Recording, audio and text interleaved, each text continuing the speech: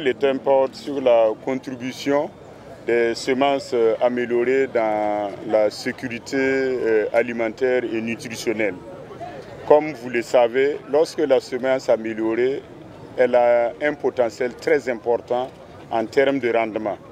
Je voudrais prendre un exemple. Aujourd'hui, nous avons du riz qui peut atteindre 8, 9, 10 tonnes à l'hectare, alors que les anciennes variétés, nous sommes à 2 tonnes par hectare. Donc, vous voyez la grande différence. Donc, vous comprenez qu'il y a un lien fort entre l'utilisation des semences améliorées pour accroître la production agricole avec l'insécurité alimentaire.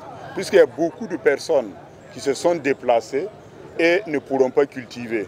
Donc, ceux qui sont là et qui pourront le faire, s'ils utilisent des semences améliorées, ils seront en mesure de compenser les pertes de production liées au déplacement des populations, et par ricochet, nous pouvons maintenir, ou même accroître la production malgré la situation difficile d'insécurité que vit notre pays.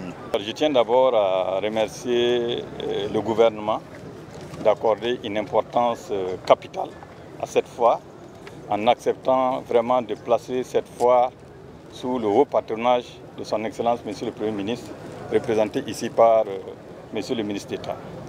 Alors je pense qu'aujourd'hui, pour véritablement maîtriser le thème, il faut se mettre à l'évidence une chose. Dans ce contexte actuel de crise sécuritaire, nous savons que cette crise impacte aussi bien les agriculteurs que les éleveurs. Et cet impact se ressent au niveau des rendements. Comment le gouvernement pourrait-il, à travers la recherche, apporter sa contribution significative pour accroître ses rendements? D'où l'importance capitale de cette recherche et de cette foire.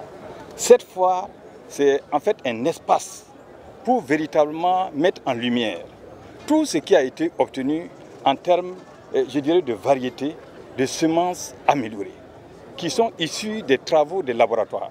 Et je précise, ces laboratoires émanent aussi bien du CNRST que des laboratoires des universités.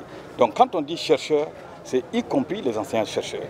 Et vous aurez remarqué que l'une des solutions ou l'une des innovations de cette foire, c'est d'apporter cette contribution, je dirais, au dilemme qui se pose aujourd'hui entre, je dirais, la production pastorale et la production au profit donc, de l'alimentation humaine. Vous aurez remarqué, il y a une des variétés, par exemple, c'est une des variétés de Niébé, dont le nom c'est en moré, et Texongo. Texongo, ça veut dire c'est le bon changement. Et vraiment cette variété permet d'apporter 1,5 tonne en termes, je dirais, de gousses pour la consommation humaine, mais en même temps nous permet d'avoir environ 4 tonnes à 5 tonnes de fourrage. Si on prend de l'autre côté, il y a également une autre variété de sorgho qu'on appelle Subatimi. Bon, c'est un nom qui est une combinaison d'une souche qui a des grosses tiges et l'autre qui est sucrée. Donc la spécificité donc, de cette variété, c'est que ça vous permet d'avoir en moyenne 3 tonnes de grains à l'hectare, mais en même temps 10 tonnes de fourrage. Donc vous voyez que comme sur le même espace, on peut régler la question, je dirais, de sécurité alimentaire et nutritionnelle au niveau de l'homme que des animaux. Et vous aurez remarqué également que cette foire permet de mettre en lumière tout ce qui est spéculation depuis les cultures de légumes, les cultures maraîchères, jusqu'au niveau des arbres.